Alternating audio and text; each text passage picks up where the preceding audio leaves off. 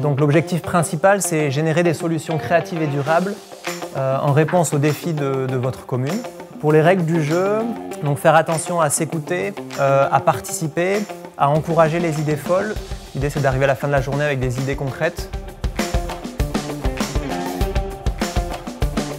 Souvent, on a l'impression que le développement durable, c'est lointain, c'est compliqué. Et là, on peut venir discuter de durabilité, de transition énergétique, simplement avec des voisins, avec les gens de son village. Et il y a plein d'idées qui naissent comme ça, c'est très chouette.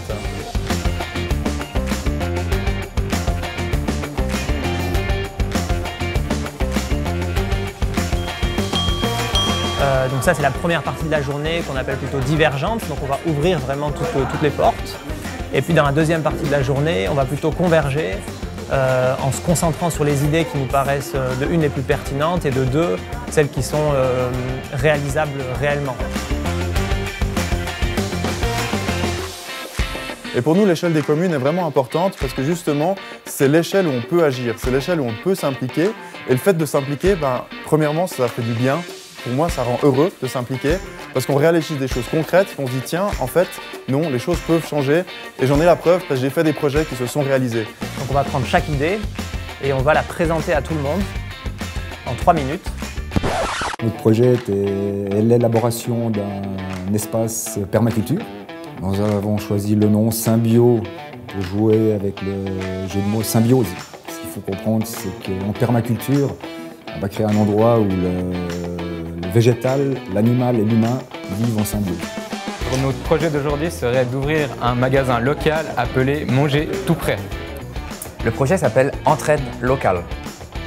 Il a l'objectif de mettre en relation les gens qui offrent des services et d'autres qui en ont besoin. Alors notre projet, c'était voir autrement. Le but, c'était en fait que tous les produits nocifs qu'on utilise, que ce soit dans notre ménage ou dans l'agriculture, on puisse les abdiquer en fait.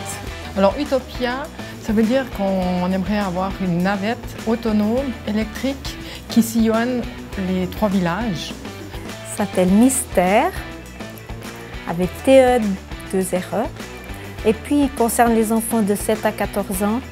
Et on aimerait leur faire des découvertes dans la nature, des journées ou des demi-journées où ils soient en contact vrai avec la terre, la nature, l'eau, pour qu'ils en découvrent le prix et tout ce que ça comporte, de soigner cette terre et d'être en contact avec elle pour qu'on sache d'où vient notre nourriture et toutes ces choses.